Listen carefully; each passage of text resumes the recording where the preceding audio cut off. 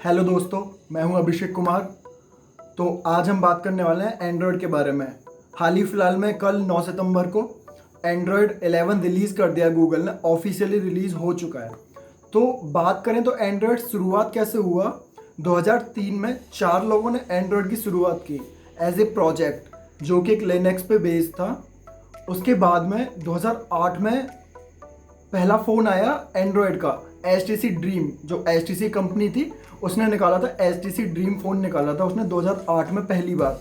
लेकिन आज 2020 में हम इतना पहुंच गए हैं कि एंड्रॉयड 11 रिलीज़ हो गया है और इतने कमाल फीचर हमें देखने को मिलते हैं अभी स्मार्टफोन्स में।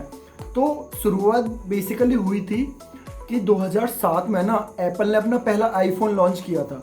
उसके बाद ही 2008 में फिर एंड्रॉयड का पहला HTC फ़ोन आया। तो आपने पहले देखा होगा नोकिया, सैमसंग। नोकिया का ज़्यादा डोमिनेंस ना, साथ में सुना होगा ब्लैकबेरी।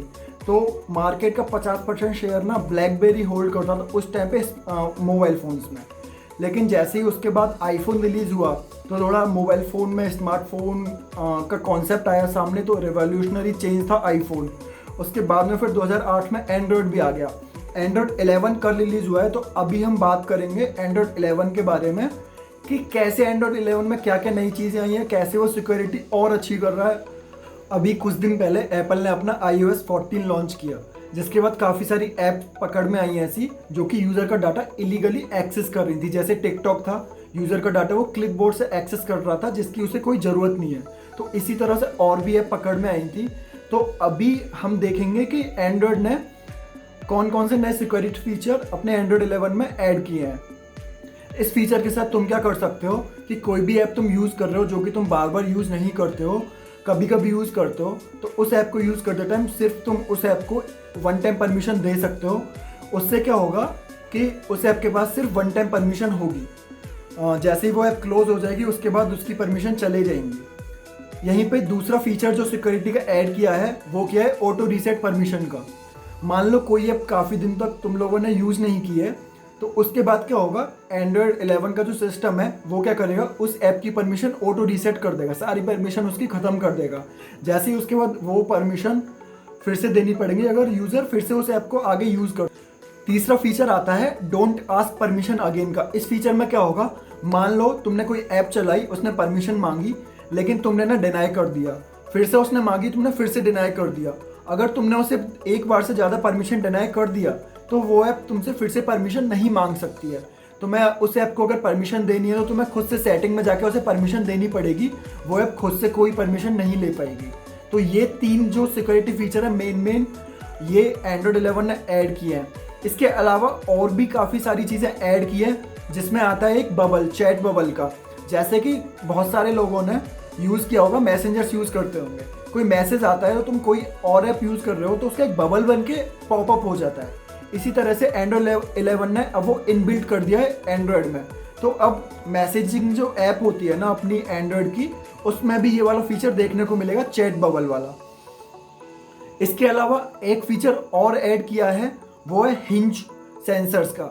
अब जैसे कि अभी स्मार्टफोन जो हो रहे हैं वो फोल्डेबल बनाए जा रहे हैं, जैसे अभी गैलेक्सी का Z Fold 2 रिलीज़ हुआ है, तो उसको देखते हुए एंड्रॉयड ने अपने 11 में एक और नई सर्विस ऐड की है, या फिर बोले फीचर ऐड किया है, जिससे कि स्मार्टफोन जो फोल्डेबल है वो हिंज सेंसर यूज़ कर सकते हैं, जिससे कि बेसिकली वो एंगल चेक कर सकते हैं कि हिंज जो है वो किस एंगल पे है।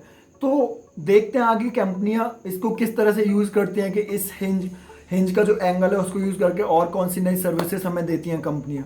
इसके अलावा एक और जो नया फीचर है जो मुझे लगा, वो है एक्सपोजर नोटिफिकेशन का। अभी आप लोगों ने देखा होगा कोविड के टाइम में आरोग्य सेतु ऐप थी जो कि गवर्नमेंट ने लॉन्च की थी।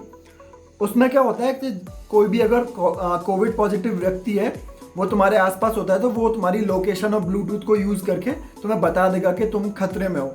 इसी तरह से अभी क्या किया है, लेकिन उसमें ना बहुत सारा खतरा था कि ऐप जो है वो यूज़र का डाटा कलेक्ट कर सकती थी। लेकिन अभी एप्पल और गूगल ने मिलकर एक नया फीचर तैयार किया है, एक्सपोजर नोटिफिकेशन। एक्सपोजर नोटिफिकेशन को कंपनियां अब ऐप डेवलप करने के लिए यूज़ कर सकती हैं फॉर हेल्थ पर्पज़। तो उससे फ़ायदा क्या होगा, कंपनियां ना लोकेशन और बाकी जो डाटा कलेक्ट करती थी वो नहीं कर पाएंगी। इसमें बेसिकली होगा क्या, तुम अगर कोई ऐप है एक्सपोजर नोटिफिकेशन को यूज़ कर रही है तो वो क्या होगा, बेसिकली एक रैंडम नंबर जनरेट करेगा। उसके बाद क्या होगा, जिसके जिसके भी पास वो ऐप है ना और किसी के पास, तो उसके फ़ोन में भी एक रैंडम जनरेट करेगा। अगर तुम लोग आसपास आते हो ना तो क्या होगा, वो आपस में रैंडम नंबर जो है ना वो एक्सचेंज हो जाएंगे। तो ऐसे ही तुम बहुत सारी जगह जाओगे, बहुत सारे रैंडम नंबर एक्सचेंज होंगे, उसके बाद तुम घर पे आ गए। लेकिन जिन लोगों के साथ तुम कांटेक्ट में आए थे लास्ट 14 डेज में, उन सब से जिनसे भी तुमने रैंडम नंबर तुम्हारा एक्सचेंज हुआ है, अगर उनमें से किसी को पॉजिटिव आ जाता है कोविड, और उसके बाद अगर वो अपनी ऐप में अपडेट कर देता है, तो तुम्हारे पास भी नोटिफिकेशन आ जाएगा विदाउट तुम्हारी लोकेशन और लोकेशन, नाम, आइडेंटिटी के, और उस व्यक्ति की आइडेंटिटी भी डिस्क्लोज नहीं होगी जिसको कोविड पॉजिटिव हुआ है, कि भाई तुम किसी ऐसे व्यक्ति के कांटेक्ट में थे लास्ट 14 डेज में जिसको कोविड पॉजिटिव निकला है। तो इसको यूज़ करके काफ़ी हेल्थ के लिए अच्छी ऐप बनाई जा सकती हैं, और हेल्थ को देखते हुए कोविड के टाइम में बहुत इफ़ेक्टिव हो सकता है। आज के लिए इस वीडियो में इतना ही। अगर वीडियो अच्छी लगी तो लाइक करें, शेयर करें, सब्सक्राइब